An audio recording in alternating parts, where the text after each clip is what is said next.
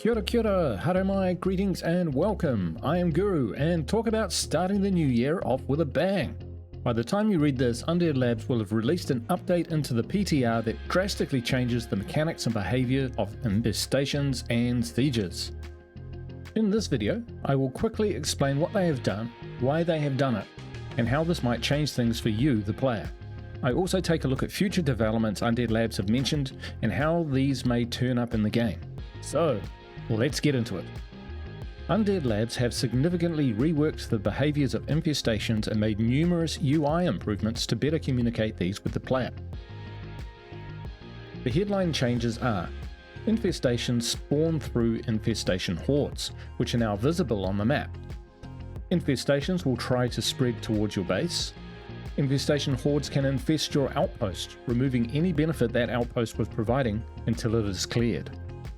Infestation hordes will trigger sieges if they reach your home site. These are pretty dramatic changes, so before we get into more detail, let's understand why Undead Labs made these changes.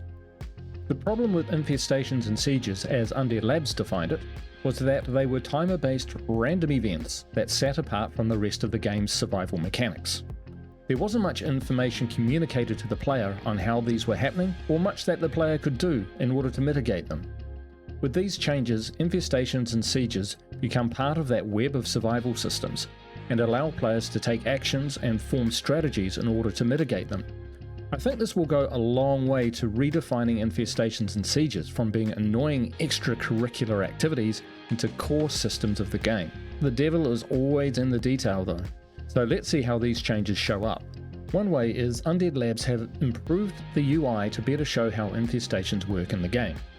Infestations will show 1 to 3 dots to indicate the severity of the infestation, that is, the number of screamers present.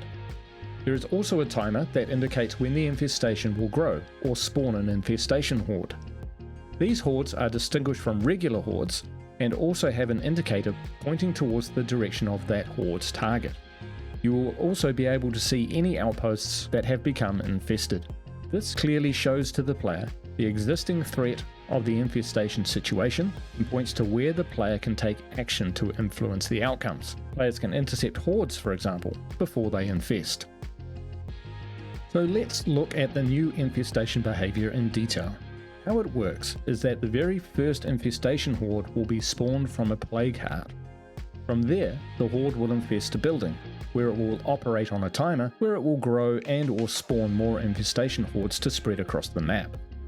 An infestation horde prioritizes your base as the primary target, if it's in range. Or if out of range, it will then target an outpost. If neither are in range, the horde will look to infest a location in the direction of your base. This is a very deliberate strategy to bring the zombie apocalypse to your door. Because of this, we should see fewer clusters of infestations, but more tendril-like incursions into the areas around outposts and home sites. If an infestation is in range of your base, then any hordes that it spawns will target your base. Once the horde reaches your base itself, the siege will trigger using the standard threat level mechanic for severity. Should multiple infestation hordes arrive, just the one siege will trigger.